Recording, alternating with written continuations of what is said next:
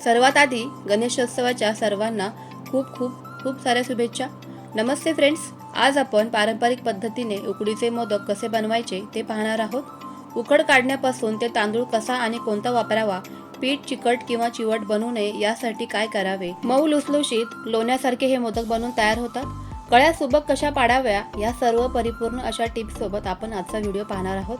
म्हणूनच तुम्हालाही हा व्हिडिओ नक्कीच आवडणार आहे। चला तर मग फ्रेंड्स, पटकन वेळ न घालवता रेसिपीला सुरुवात करूयात। उकडीचे मोदक बनवण्यासाठी जे आतील सारण असतं तर ते सारण बनवताना आधी नारळ फोडावा लागतो आणि नारळ फोडल्यानंतर आतील जे खोबरं आहे ना तर ते आपल्याला काढून घ्यावं लागतं। तर बऱ्याच वेळेला काय होतं ना की ते खोबरं पटकन निघलं जात नाही आणि काढता काढता काय होतं ना की हातालाही नारळाची जी करवंटी आहे ना तर ती हाताला लागण्याची भीती असते।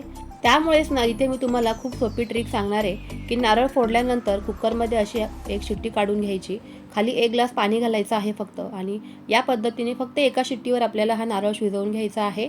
नारळ गरम असल्यामुळे एखाद्या नॅपकिनने किंवा कपड्याने असं धरून तो बाहेर काढायचा आहे। खालचं जे उरलेलं पाणी आहे ना तर ते आपण फेकूनच देणार आहोत। नारळामधून खोबरं बाहेर काढण्याची ही सर्वात सोपी पद्धत आहे। या पद्धतीने तुम्ही एकदा नक्कीच ट्राय करून बघा। खोबरं अतिशय झटपट आणि पटकन निघलंही जातं। नारळ इथे मी मिक्सरमध्ये बारीक असा फिरवून घेते। त्यानंतर जाड तळाची अशी कढई ठेवायची आहे गॅसवर। 1 ते 2 चमचे साजूक तूप घालायचं आहे आणि यामध्ये सर्वात आधी 1 ते 1.5 चमचा खसखस घालायची आहे। खसखस घातल्यामुळे मोदकाला अतिशय सुंदर अशी चव येऊन जाते।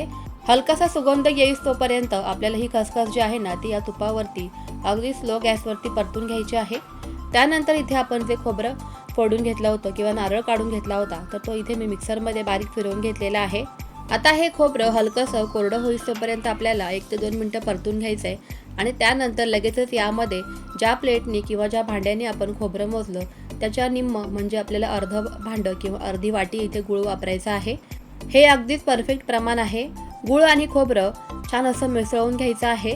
लगेचच काय होतं ना, हा गूळ पटकन खोबऱ्यामध्ये मिसळला जातो आणि पाणी सुटतं गुळाला, तर आपल्याला अगदी स्लो गॅसवरती खोबरं आणि गूळ एकसारखं परतून घ्यायचं आहे। कोणताही गोड पदार्थ केला की यामध्ये आपण थोडंसं मीठ घालतो, म्हणूनच अगदी चिमूटभर यामध्ये थोडंसं मीठ घालायचं आहे। त्यानंतर पाव चमचा यामध्ये वेलची पूड घालायची आहे आणि हे सर्व साहित्य पुन्हा मस्त असं मिसळून घ्यायचं आहे। अगदी गूळ आणि खोबरं छान एकजीव होईस्तोपर्यंत आपल्याला सतत असं हलवत राहायचं आहे। 3 ते 4 मिनिटांमध्येच मस्त असं मोदकाचं सारण आपलं इथे बनवून तयार झालेलं आहे। आता इथे आपल्याला उकड काढायची आहे, तर त्यासाठी इथे मी जाड तळाचा असा पॅन ठेवलेला आहे गॅसवरती। 1.5 वाटी सुरुवातीला पाणी घालायचंय, त्यानंतर 1 चमचा साजूक तूप घालायचं आहे। दूध वगैरे घालण्याची अजिबात आवश्यकता नाहीये। आता या तूप आणि पाण्याला मस्त अशी खळखळून आपल्याला उकळी काढून घ्यायची आहे आणि ज्या भांड्याने आपण इथे पाणी मोजलं ना त्याच भांड्याने पीठ घालायचं आहे। म्हणजे ज्या वाटीने आपण इथे 1.5 वाटी सुरुवातीला पाणी घातलं तर 1.5च वाटी आपल्याला यामध्ये पीठ घालायचं आहे। आता इथे मी तुम्हाला सांगते तांदूळ कोणता वापरायचा, तर तुम्ही इथे रेशनच्या तांदूळापासून कुठलाही तांदूळ वापरू शकता। अगदी इंद्रायणी तांदूळ, आंबेमोहर, अगदी सुगंधित किंवा सुवासिक असा तांदूळ तुम्ही इथे वापरू शकता। लक्षात ठेवायची गोष्ट एवढीच की हे जे पीठ आहे ना ते खूप जुनं नसावं किंवा खूप जास्त अगोदर दळून आणलेलं नसावं। ताजं पीठ हे गिरणीमधून दळून आणायचं आहे आणि या पद्धतीने आपल्याला इथे उकड काढायची आहे। कारण अशा पद्धतीचे तांदूळ जर का किंवा पीठ जर का वापरले ना तर आपली जी उकड आहे ना किंवा मोदक आहेत ते अगदी मस्त न चिरता न फाटता असे बनवून तयार होतात। आता हे सर्वच पीठ या पाण्यामध्ये आपल्याला मस्त असं मिक्स करून घ्यायचं आहे आणि मिक्स करून झाल्यानंतर गॅस लगेचच बंद करायचा आहे। या स्टेजला तांदळाचे पीठ हे तुम्ही रेडीमेड ही बाजारामधून विकत आणू शकता किंवा घरी सुद्धा तुम्ही तांदूळ धुवून घरातच फॅनखाली वाळवून गिरणीमधून दळून आणू शकता। या पद्धतीने तांदळाचे पीठ तयार करू शकता। आता हे पीठ जे आहे ना आपल्याला 10 मिनिटं असंच झाकण ठेवून मस्त अशी याची वाफ दडपून घ्यायची आहे।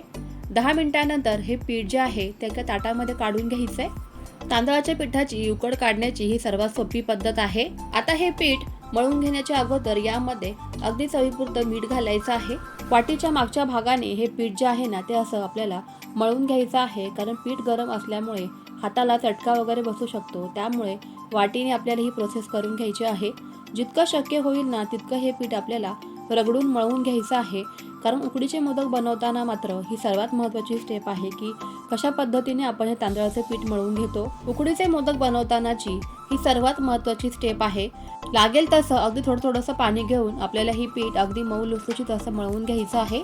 कारण जितकं जास्त आपण हे पीठ मऊसूत मळून घेऊ ना, तितकेच आपले जे मोदक आहे ते अगदी मऊ लुसलुशीत लोण्यासारखे बनून तयार होतात। आता हे पीठ इथे छान असं भिजलेलं आहे, तुम्ही बघू शकताय। हाताला अजिबात चिटकत वगैरे नाही आहे, अगदी परफेक्ट असं मोदकांसाठीचं पीठ आपलं इथे बनवून तयार झालेलं आहे। आता लगेचच पुढची तयारी करूया। तर या पिठामधील काही पोर्शन घ्यायचं आहे आणि या पद्धतीने हातांवर एक गोळा वळून घ्यायचा आहे। तुम्ही इथे लाटण्यासाठी तांदळाच्या पिठीचाही वापर करू शकता। आता हे जे पीठ आहे ना, तर इथे मी लाटूनच याची पारी बनवणार आहे। कारण हाताने गोल वाटी ज्यावेळेस बनवतो ना आपण, तर कुठे जाड किंवा कुठे पातळ या पद्धतीने हे पारी बनवून तयार होते। तर त्यापेक्षा इथे मी लाटूनच इथे मोदक आता बनवणार आहे। तर एकसारखं हे सर्वच बाजूने असं लाटून घेतल्यानंतर खूप जाडही नाही आणि खूप पातळही नाही अशा पद्धतीचे पारी इथे मी लाटून घेतलेली आहे। आता या स्टेजला तुम्ही इथे अगोदर सुद्धा कळ्या पाडून घेऊ शकता आणि सारण भरल्यानंतर ही कळ्या पाडू शकता। 1 चमच्याचं इथे मी सारण यामध्ये भरून घेणार आहे। खूप जास्तही सारण भरायचं नाही, नाहीतर मग काय होतं ना की हे सारण जे आहे ना ते मोदकाच्या बाहेर येऊ शकतं। आता इथे मी अगदी खालीपासून ते वरपर्यंत या पद्धतीने कळ्या पाडून घेत आहे। कळ्या पाडताना खालीपासून ह्या कळ्या घ्यायच्या आहेत, म्हणजे मोदकाला आकार अगदी सुंदर आणि सुबक असा येऊन जातो। तर या पद्धतीने अगदी काही अंतरावरच मी ह्या कळ्या पाडून घेत आहे। पीठ जर का हाताला चिटकत असेल तर इथे तुपाचा वापर करायचा आहे। हातांच्या बोटांना या पद्धतीने तूप लावून घ्यायचं, म्हणजे कळ्या अगदी पटापट अशा पडल्या जातात। कळ्या पाडत असताना मस्त अशी मोदकाची वाटी इथे बनवून तयार होते, तुम्ही बघू शकताय। आणि मस्त अशी वाटी बनवून तयार झाल्यानंतर आणि कळ्या पाडून झाल्यानंतर ह्या ज्या कळ्या आहेत ना, त्या एकाच दिशेला अशा फोल्ड करून घ्यायच्या आहेत, अगदी मी दाखवते त्या पद्धतीने। आणि त्याच डायरेक्शनने आपल्याला ह्या कळ्या आहेत ना त्या फिरवायच्या आहेत। वरच्या बाजूने हळूवार पद्धतीने हे असं फिरवत जायचं आहे, मी दाखवते अगदी त्याच पद्धतीने। आणि त्यानंतर वरच्या बाजूचं एक्स्ट्राचं जे हे पीठ आलेलं आहे मस्त असा गोलाकार करून घ्यायचा आहे। अगदी सुंदर आणि सुबक इथे आपला मोदक बनून तयार झालेला आहे। आता सेम पद्धतीने तुम्हाला मी इथे आणखीन एक मोदक बनवून दाखवते। पीठ तर आपलं परफेक्ट बनवून तयारच झालेलं आहे, अगदीच कुठे चिरलं वगैरे नाहीये किंवा तुटलं नाहीये, फाटलं नाहीये। याचं कारण एकच की तांदळाचं जे तुम्ही पीठ वापरणार आहात ना, तर हे पीठ फक्त ताजं वापरा, अगदी खूप जास्त दिवसाचं दळलेलं नसू नये। उकड काढताना मात्र सांगितल्याप्रमाणे परफेक्ट पाण्याचा अंदाज घ्यायचा आहे आणि त्यानंतरच हे पीठ उकडीसाठी आपल्याला भिजवायचं आहे। मी सांगितल्याप्रमाणे भरपूर अशा टिप्सचा तुम्हीही मोदक बनवताना वापर करा, म्हणजे तुमचे मोदक सुद्धा अगदी पहिल्याच प्रयत्नांमध्ये मस्त असे बनवून तयार होतील। आणि कळ्या पाडतानाची पण एक खूप छान सोपी ट्रिक आहे की खालीपासून ह्या ज्या कळ्या आहेत ना ते वरपर्यंत घ्यायच्या आहेत। आता हे सर्वच मोदक आपण वाफवून घेत आहोत, तर त्यासाठी ते स्टीमर प्लेटला मी तुपाने छान ग्रेसिंग करून घेतलंय आणि सर्वच मोदक या स्टीमरच्या प्लेटवरती मी या पद्धतीने ठेवून घेते। आणि डेकोरेशनसाठी यावरून काही केशर काड्यांचा वापर करत आहे।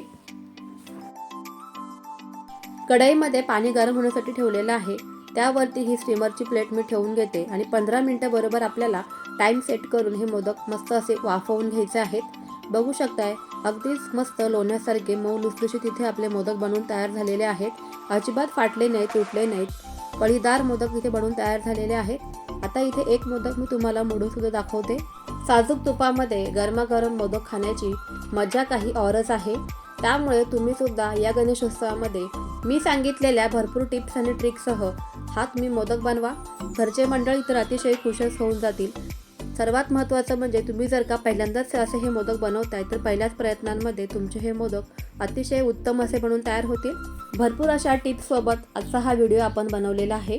रेसिपी आवडली असेल तर व्हिडिओला एक लाईक नक्कीच करा।